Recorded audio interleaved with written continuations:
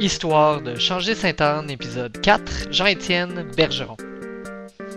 C'est des profs passionnés, engagés dans le travail, on en a tous eu. Moi, c'est sûr que quand je pense aux profs qui ont fait en sorte que je suis devenu prof, c'était surtout des profs d'histoire, bien entendu, mais pas que des profs d'histoire, mais des profs qui avaient une maîtrise de leur matière, des profs qui étaient passionnés et qui allaient toujours au-delà aussi du simple contenu. En fait, qui étaient généreux de leur temps, généreux en classe, et qui me faisaient rire. Moi, c'est toujours ce qui me fait le plus intéressé. En fait, un prof drôle, je suis plus porté à l'écouter. Je pense que cette culture du voyage au Collège Sainte-Anne Très forte. Est très, très forte. Et qu'est-ce qu'on va chercher dans le voyage? Il y a tellement d'éléments, d'improvisation, de s'adapter au changement. Moi, c'est un plaisir d'aller dans des endroits les plus reculés ou avec une difficulté certaine, soit à m'adapter, à m'ajuster, pas comprendre la langue. Je suis quelqu'un qui met quand même le savoir.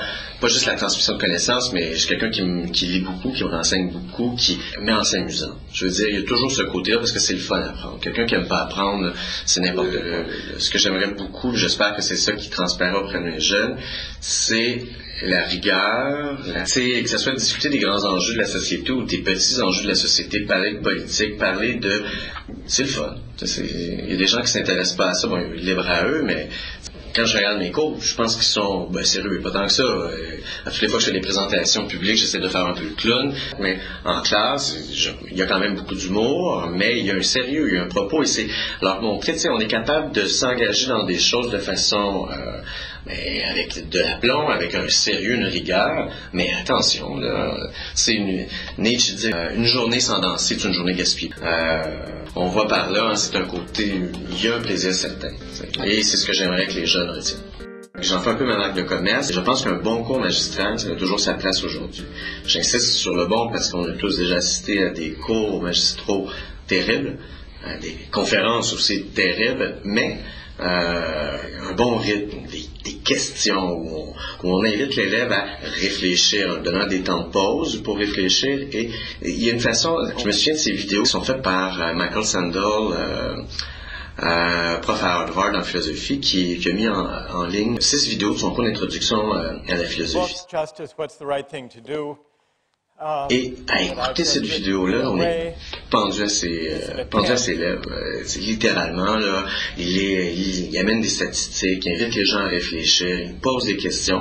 Et je suis très loin d'être à son niveau, là. Ça touche aussi un peu les modèles que j'ai eus. Moi, à l'université, les cours qui me faisaient que je trouvais le plus intéressant, c'est assurément celui où le prof m'invite à réfléchir à des choses que je n'aurais peut-être pas réfléchi. Parle-nous de l'histoire de Rien, ton célèbre manuel. Écoute, c'est pas grand-chose, hein? C'est Xavier pour pas le nommer, qui avait fait son manuel d'entrepreneuriat ou de lancement d'entreprise, d'économie entrepreneuriat. Puis moi aussi j'avais le mien, j'avais pas de titre. Là, on a commencé à déconner en parlant. Rien est arrivé comme qu'est-ce que tu as besoin d'étudier pour l'examen, pour les déstresser, mais t'étudies rien et tu vas réussir. Ou encore va chercher rien dans ton casier, ou t'as encore oublié rien. Bref, les élèves me trouvent plus ou moins drôle à ce temps-ci de l'année, mais disons que moi je ris toujours autant là, toutes les fois que je fais des blagues avec rien. Même si les gens ont toujours l'impression que j'ai l'air très sûr, aussitôt qu'on me connaît un peu, et je n'ai pas je pense pas avoir cette forme d'arrogance. Je sais très bien qu'il y a plein de trucs que je sais pas, et le fait d'exprimer nos doutes et de se remettre en question, il y a un apprentissage pour les jeunes aussi, et de dire ok, je ne le sais pas, mais qu'est-ce que je ferais? Et là, je peux soumettre des hypothèses, je peux y aller, pour leur montrer moi mon propre cheminement intellectuel, à le verbaliser à haute voix.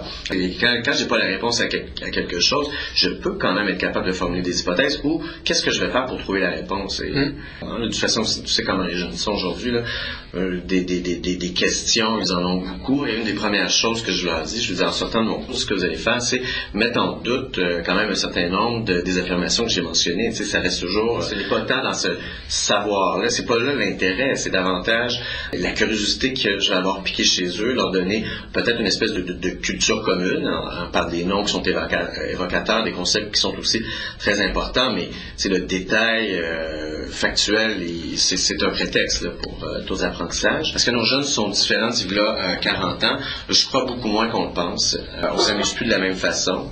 On est peut-être plus curieux de la même façon, comme on s'engage plus en politique de la même façon. Ça reste des êtres humains et je pense qu'ils sont très similaires aux jeunes d'il y a 40 ans, mais ils sont dans un contexte différent. Moi, je me souviens quand j'étais jeune, je zappais énormément la télévision à la maison.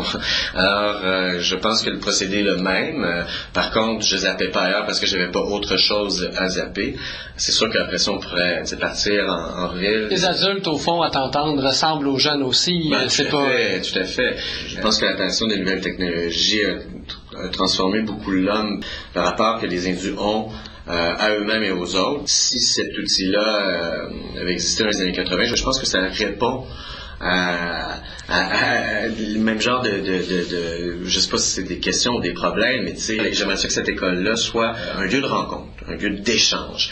Aller à des cours de l'UPA, de l'Université populaire, tu sais, on pourrait facilement provoquer des débats de société, des rencontres avec un petit café, une bibliothèque qui est utilisée le soir aussi par d'autres personnes, le jour, aussi des installations sportives, un peu comme à l'image du CACSA ici, tu sais, où on a du municipal avec du scolaire. Certaines écoles partagent des salles de spectacle, mais ça devrait être davantage. Une de mes amies qui est en fait dans une discussion qu'on a eue récemment, qui a sorti cette super belle analogie. L'école doit remplacer l'église comme lieu de rencontre dans les paroisses à l'époque, chose qui n'est pas le cas actuellement. Et j'aimerais ça donc cette école-là, une école donc qui est à l'image du quartier, à l'image des profs et de la direction en fait de l'équipe école. C'est pas direction administrateur d'un côté, prof de l'autre, et un lieu de rencontre entre des directeurs, des professeurs, des professionnels de l'éducation, vraiment une équipe forte qui s'en va dans une direction ou dans des directions. Ça serait cette école-là, une école au centre de sa communauté.